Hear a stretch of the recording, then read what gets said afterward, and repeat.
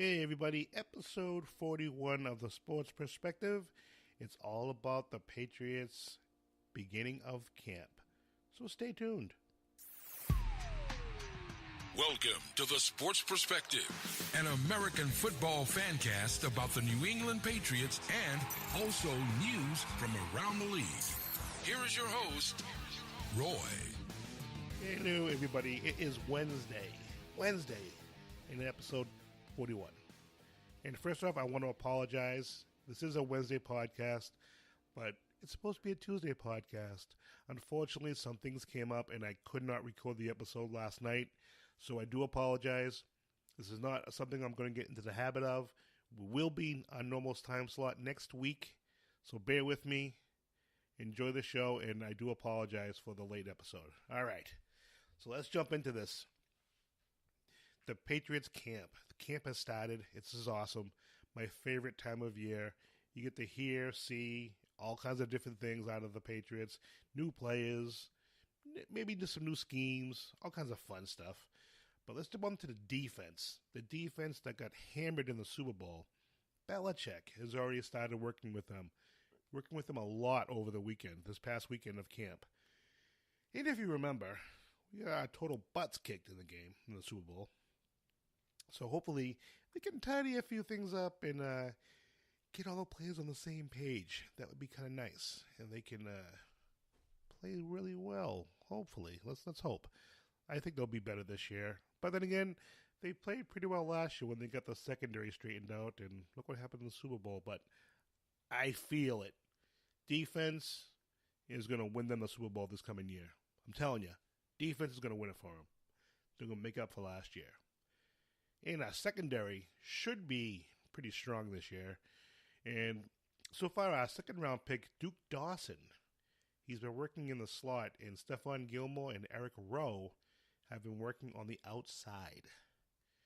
Now, Eric Rowe's a decent player, I think. He played outside last year in spots. But is Eric Rowe really a top starting corner in the league? Or a starting corner in the league? I don't know. I don't know how I feel about him starting. I don't know. It's going to be interesting, these battles with the cornerbacks, because they have several cornerbacks in camp, so something interesting could happen this year in the secondary. This could get really interesting. We'll have to wait and see what happens. And speaking of corners, Malcolm Butler made some news. He was interviewed by NFL Nation reporter Cameron Wolfe. And I'm going to give you some interesting excerpts and some paraphrasing and say some of the things that he was asked about. So, on head coach Mike Vrabel, he said, he's a happy guy, has some good and bad to him. He might be tough, he might be sweet to you.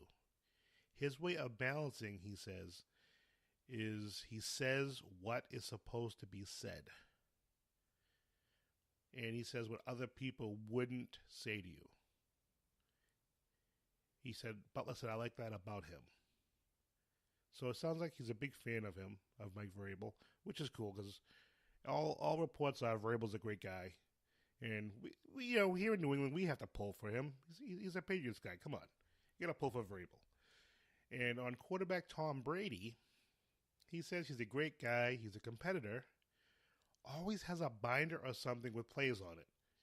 He's doing anything he's got to do to be prepared. He's a great guy. I guess he loves Tom Brady. Well, isn't that sweet? And I think he actually said the perfect thing about Gronkowski.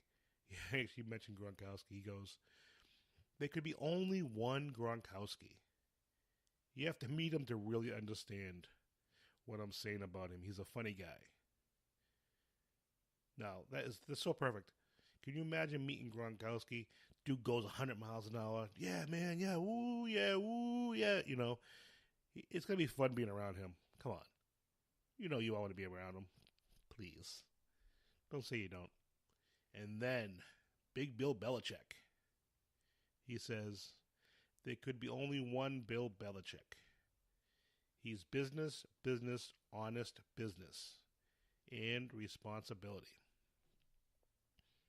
I have no idea what that means. You all figure it out. You let me know what business means because I have no idea. I know he has said in past interviews recently that he respects him. He thinks he's one of the greatest coaches in history.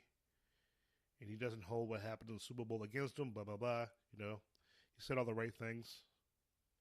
But I'm sure Butler wants to move on from all this too. I'm sure he does. You hope he does. If not, we're going to be hearing about this all season long. And speaking about hearing about things all season long, Julian Edelman has accepted responsibility for his 4-game suspension. Well, isn't that just freaking nice of him? Nice.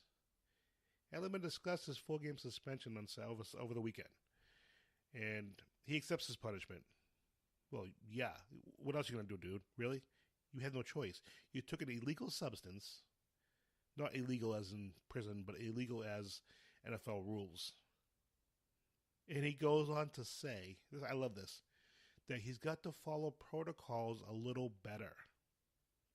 Yeah, I said it. He has to follow protocols a little better. How about follow them a lot better and don't do this stupid stuff and make stupid mistakes?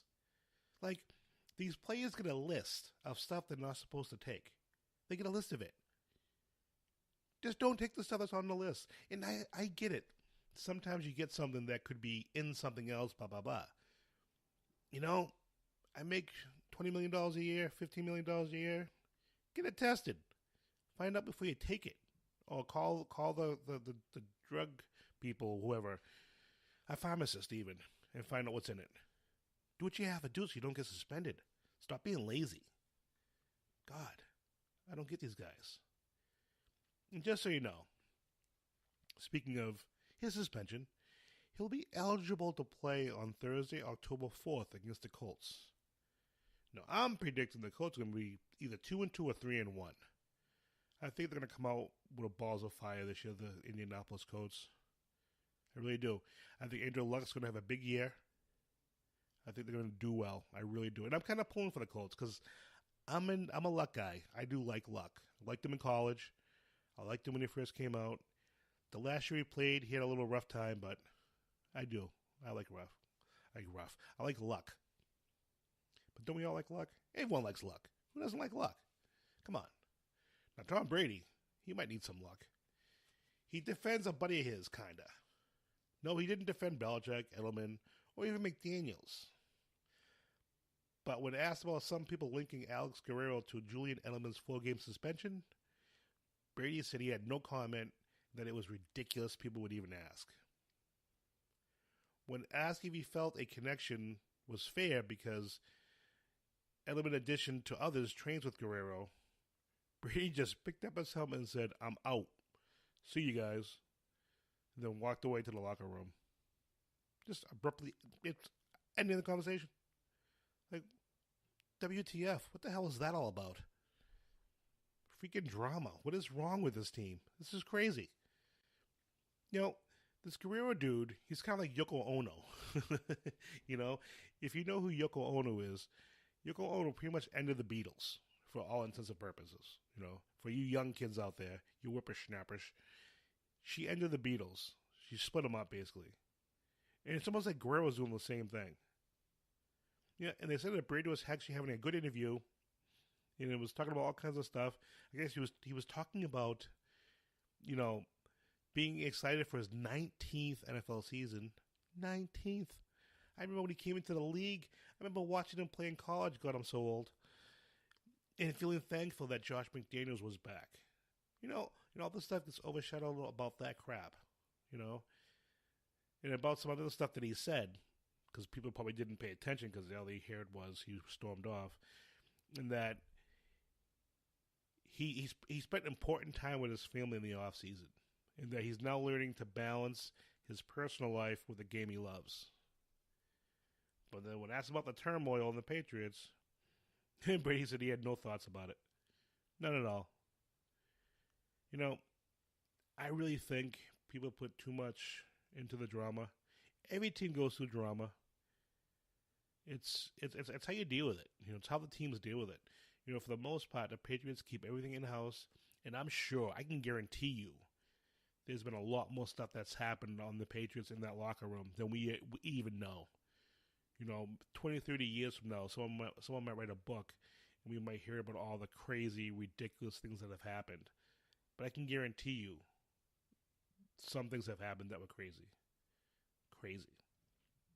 And you remember, even if there was all this drama and all this craziness, they still went to the Super Bowl last year, in spite of it. Not many teams can say that. So could it have really been that bad? Nope. All right. That's the Patriots spot of the news. Let's get to some NFL stuff. And I want to touch more on Malcolm Butler and Bill Belichick. Now, King Bill is still not talking about the whole benching and all that crap. Which really, is anybody really surprised? Anybody at all? No, I didn't think so. He doesn't talk about things like that. He doesn't talk about things in the past. He talks about what's going on right now. He don't care what happened last week, 2 weeks ago. He focuses on the stuff that's happening now. Now, the Cameron Wolf interview earlier, he did another interview with Malcolm Butler at a different time. And he did have some things to say, Malcolm Butler, anyway. He said after what happened in the Super Bowl, there was no way he was re-signing with the Patriots. Yeah, not a big surprise there. They wouldn't have re-signed him anyway. There's no way he was coming back from either side. There's no way. No way. He was not coming back. Now, okay, this is one of the most popular rumors about Belichick. And this Belichick. Butler actually corroborated this in the article. He was saying that he was sick, and team doctors thought other players would be at risk of getting sick. So the doctors kept him back 1 day late. So the team left first, and then he left a day later. So because of that, he missed the Super Bowl media night, but he arrived in time for team practices. And he admitted he fell behind a bit on the game plan, which could have had a reason why he didn't play. And he said he had a rough week in practice. Again, another reason why he didn't play. He said he was rotating in practice with Eric Rowe, who ended up being the starter. And an interesting note here, Bill Belichick, called Butler and congratulated him for his contributions to the team in signing with Tennessee. Now, if Bill Belichick hated Butler and was trying to stick it to Butler like people were saying, why the hell would he call and congratulate him? That's asinine. To all you bozos out there that think that Bill Belichick would go out of his way to hold somebody back just because he doesn't like them, it's asinine. There's no way. He does what's best for the team. Now, I could be wrong, but I'm going to say this until I see differently. He does what's best for the team. But that was pretty awesome. And Belichick actually praised him for the organization he picked.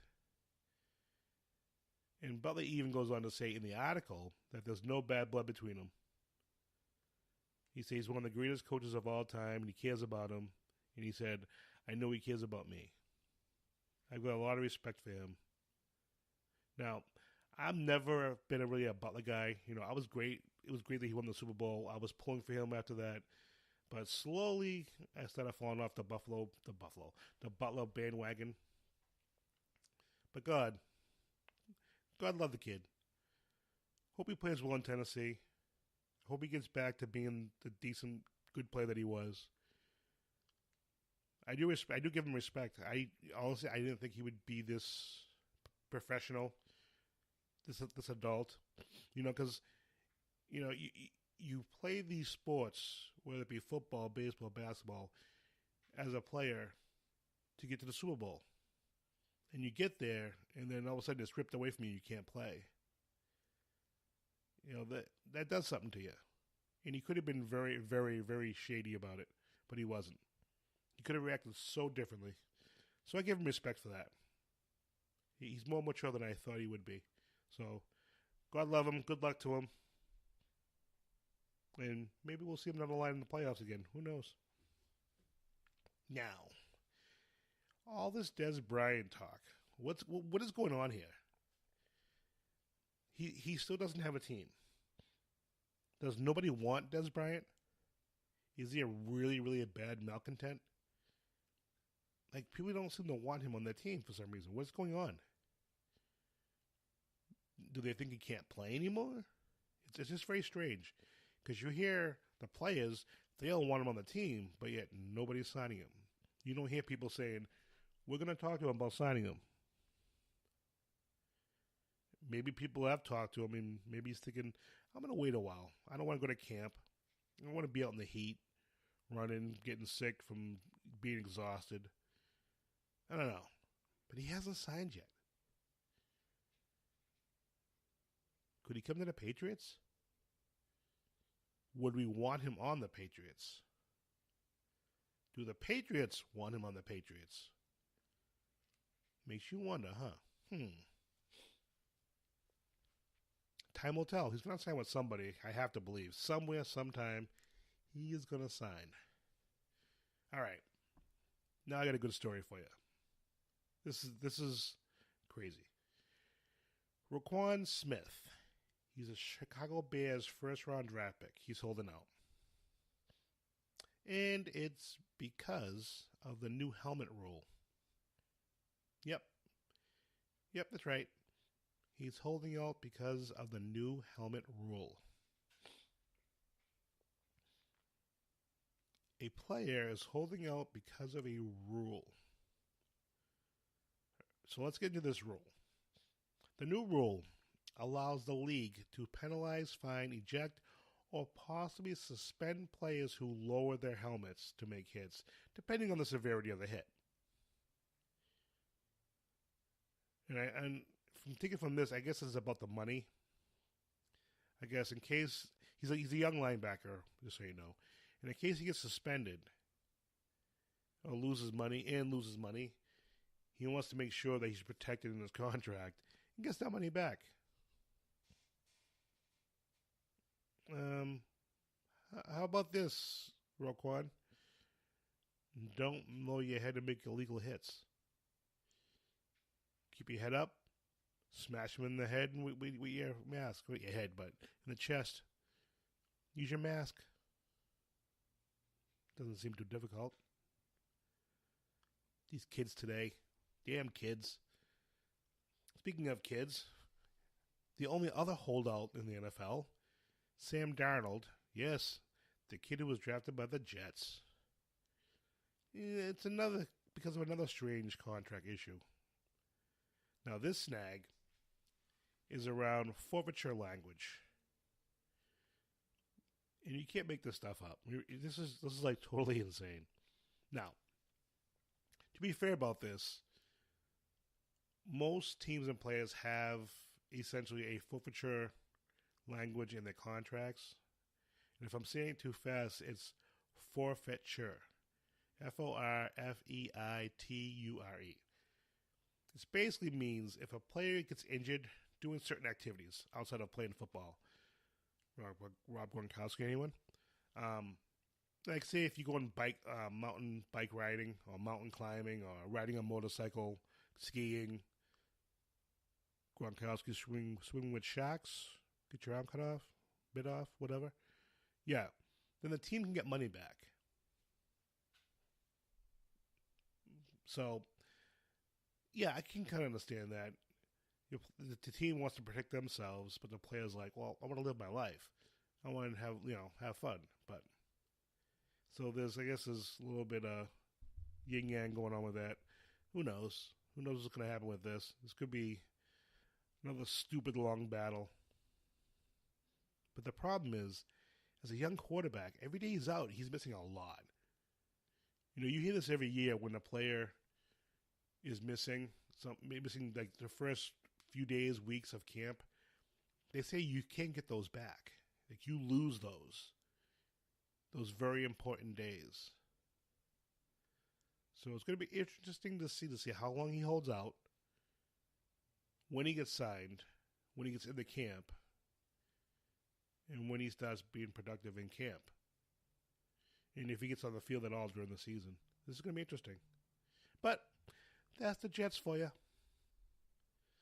I'm so happy we have Belichick.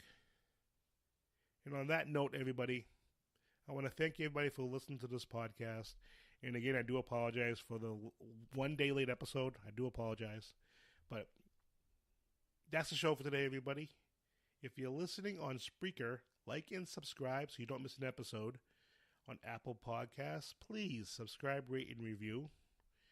And I am now on Spotify. So if you go to Spotify, do a search for the Sports Perspective, I come right up, and you can listen on Spotify. Isn't that kind of cool? Yes, it is. So guys and girls, if you have any questions, comments, or just want to give your perspective on what was discussed, you can reach me at Facebook, Roy Brady, email sportsperspective17@gmail.com, Twitter, Roy Brady Jr. Until next Tuesday, I'll see you soon. Have a great one.